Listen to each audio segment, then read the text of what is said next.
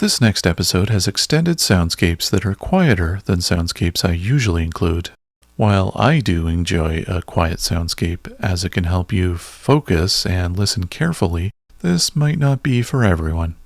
As always, you can reach me at rob@songbirding.com with feedback if this was too quiet or any other feedback you might have.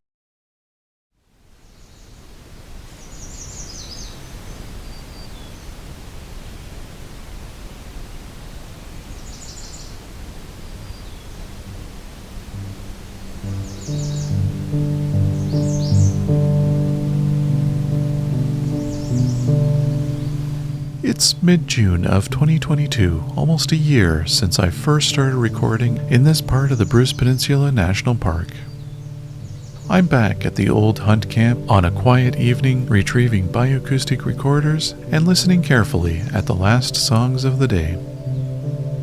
Those last songs of the day are amongst the softest and quietest one might hear, almost as if the birds are themselves softly lulling those around them into sleep.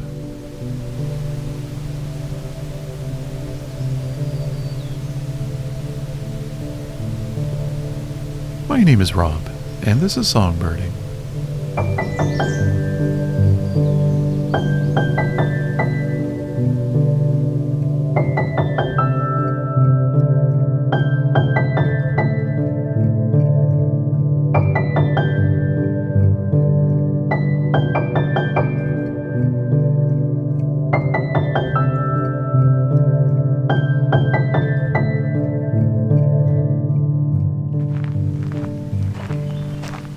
So it's now June 2022,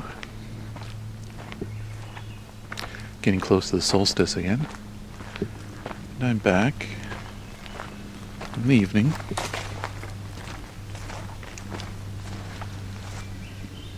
here to retrieve the recorders I've left here.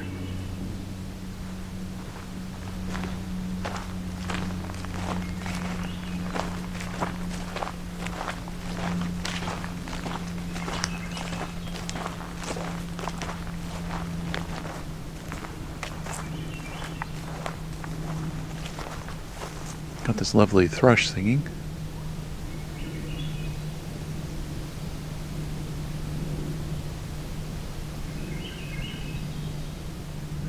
It's the Swainson's thrush once again.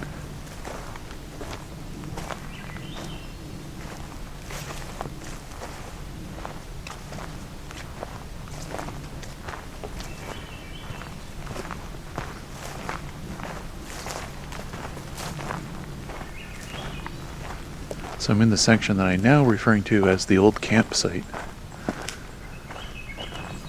Talked to a park warden and found out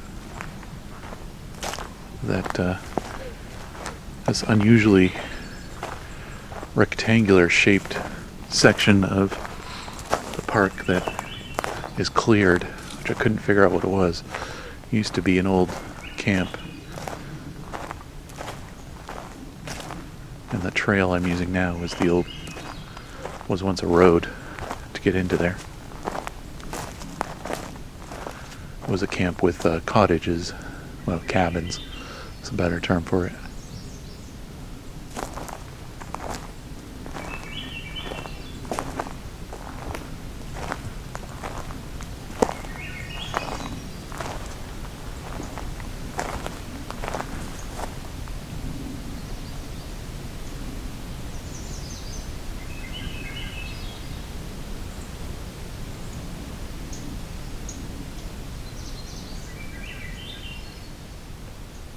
We've got a magnolia warbler here again.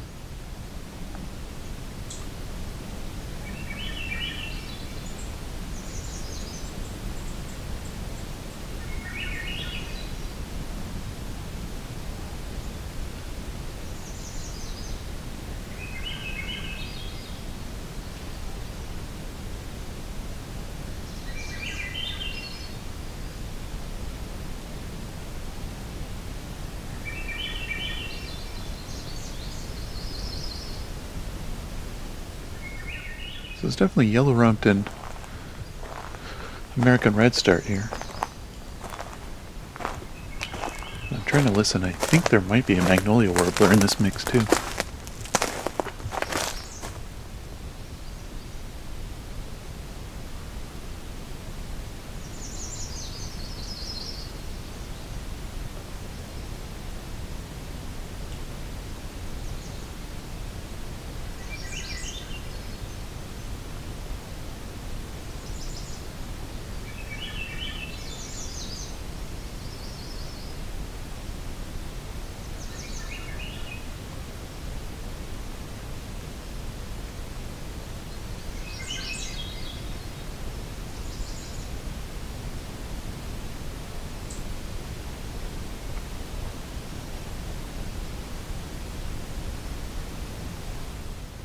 Well, I'm not hearing it anymore if it was there.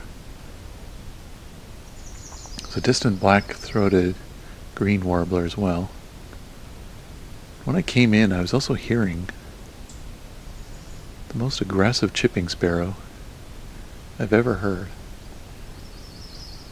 Enough to make me pull out the Merlin app in case it vocalized again.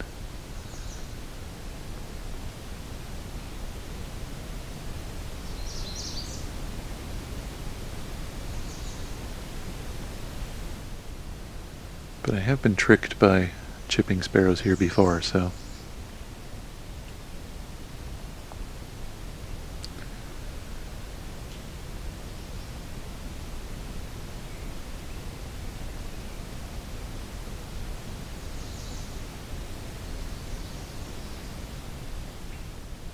Oh, a whip sound of some kind.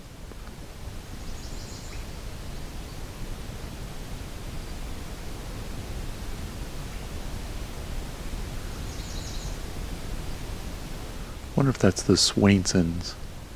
That whip getting closer to me.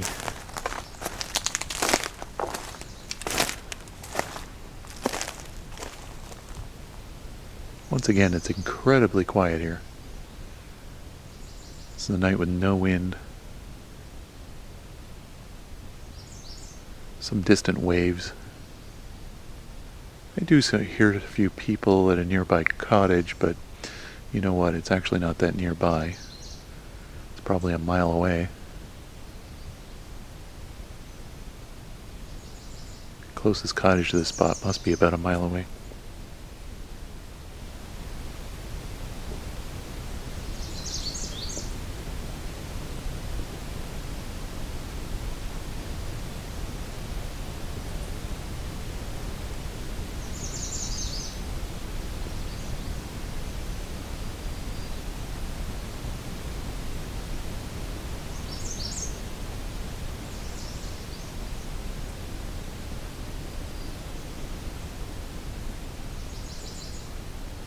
I think I just heard a super distant pileated woodpecker drum.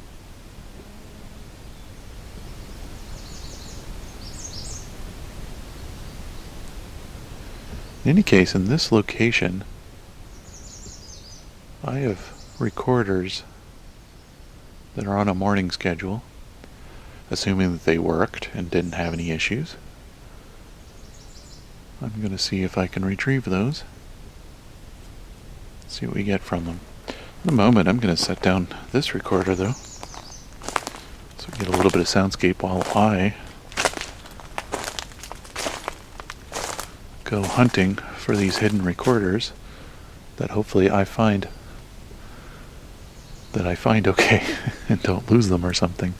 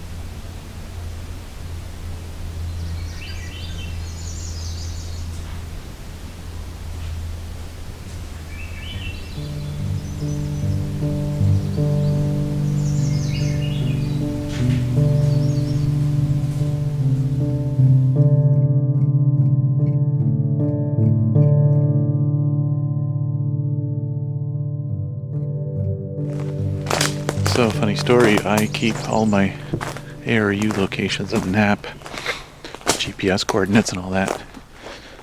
And it looks like I forgot to update this one when I moved it from one location to another. So I had the same recording unit listed as being in two places at once. Thankfully this second place is nearby, and now I do remember that I moved it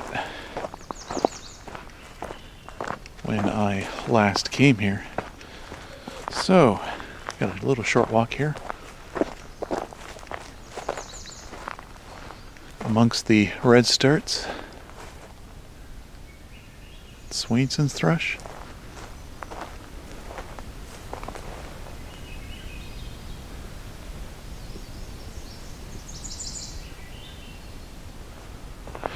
Alright, I'm going to set this down again. Get another listen to the Swainson's thrush a bit.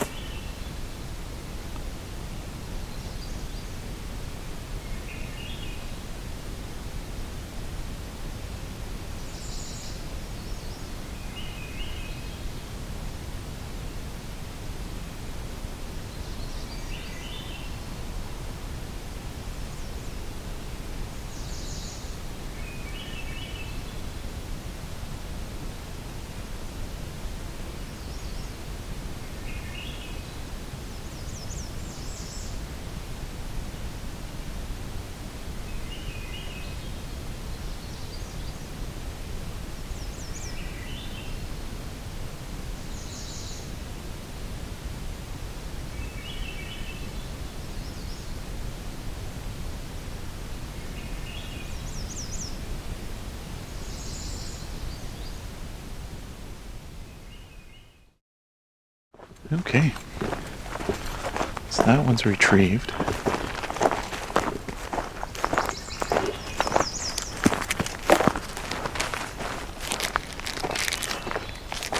Alright, so now I have unit number 003 with me. Audio Moth.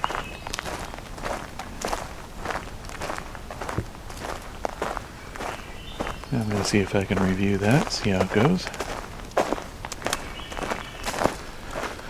And I have a couple other spots labeled on my GPS app. It's telling me I may or may not have one or two recorders on the way out here.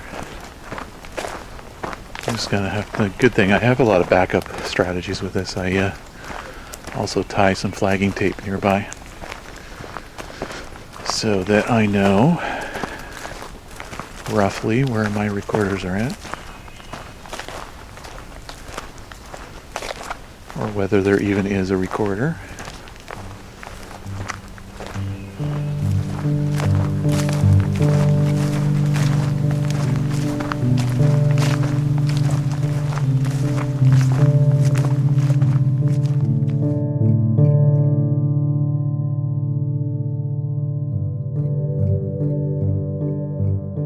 Songbirding in the Quietude was recorded, engineered, narrated, and created by me, Rob Porter. With cover art and logo design by Lauren Hilton, and Creative Commons music from REW.